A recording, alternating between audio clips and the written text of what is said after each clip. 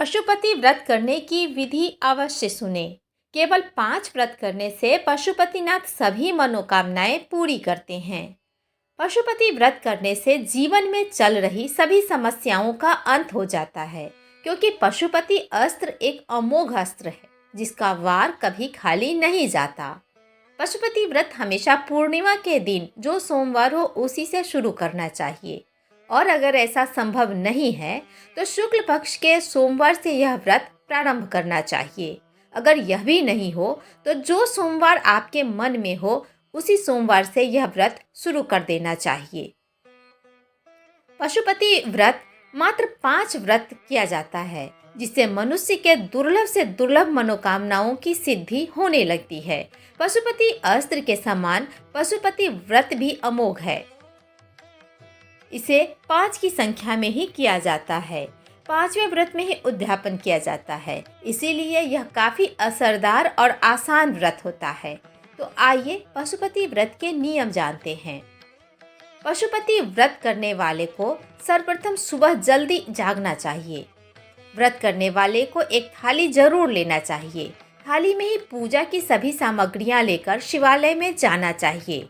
व्रत करने वाले को मन, कर्म और वचन में शुद्ध होना अनिवार्य है।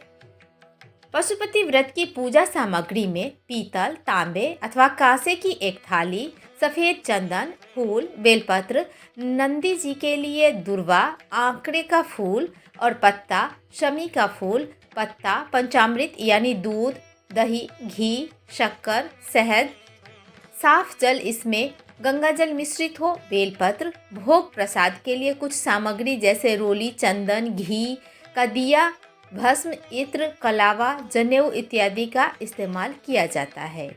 आइए अब पशुपति व्रत की पूजा विधि के बारे में जानते हैं। पशुपति व्रत करने वाले को ब्रह्म मुहूर्त में जागकर अपने सभी दैनिक क्रियाकलापों से निवृत्त होकर घर में अपने देवी देवता की पूजा करने के बाद एक थाली तैयार करना चाहिए जिसमें सभी सामग्रियां हो। इसे लेकर शिवालय में जाना जरूरी है।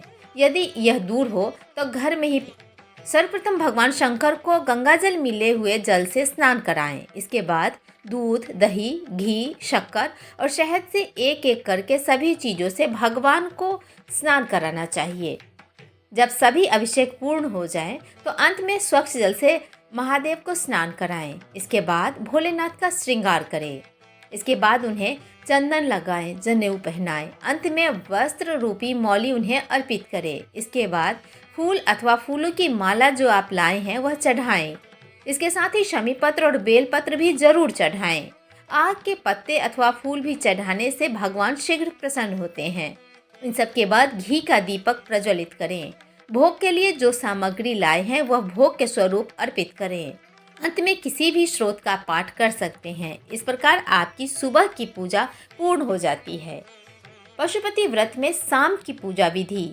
पशुपति व्रत में जो सुबह पूजन के लिए आप थाली ले गए हैं उस थाली को बिना धोए रख देना चाहिए। जो सामग्री बची हुई है उसे उसी प्रकार रहने दें और शाम को भी भोलेनाथ की पूजा करें। शाम को अभिषेक करना आवश्यक नहीं है। केवल अपने घर में कोई भी भोग की सामग्री बना लें, जैसे सूजी का हलवा, खीर अथवा मालपुआ, कोई भी बना सकते हैं। इसके बाद घी के 6 दिए लें और मंदिर जाएं। मंदिर जाकर 5 दिए वहां जला दें। भोलेनाथ को जो प्रसाद आप ले गए हैं उस प्रसाद के 3 हिस्से करें। 2 मंदिर में छोड़ दें और 1 हिस्सा स्वयं लेकर घर आ जाएं और प्रसाद को पूजा के बाद स्वयं ग्रहण करें। पशुपति व्रत की उद्यापन विधि के बारे में जानते हैं। पशुपति व्रत का उद्यापन व्रत 5वें दिन किया जाता है। उद्यापन की सारी विधि सामान्य वही रहेगी जो हम प्रतिदिन पूजा करते हैं। 5 दीपक जलाते हैं, प्रसाद का तीसरा हिस्सा ग्रहण करते हैं। इसके अलावा एक काम और करना होता है। उद्यापन के दिन थोड़ा सा सीधा कच्चा अनाज ले लिया जाता है। हेम और नारियल पर 5 बार कलावा लपेटकर 11 या 21 रुपए शिवालय में रखकर भगवान भोलेनाथ से अपनी मनोकामना पूरी करने के लिए उसे रखकर प्रार्थना करना चाहिए। फिर उसे दक्षिणा स्वरूप सीधा किसी ब्राह्मण को देकर चले आते हैं। बस यही है व्रत की उद्यापन विधि, और इस प्रकार व्रत करने से महादेव सभी मनोकामनाएं पूर्ण करते हैं। उम्मीद है कि यह जानकारी आपको बहुत पसंद आई होगी।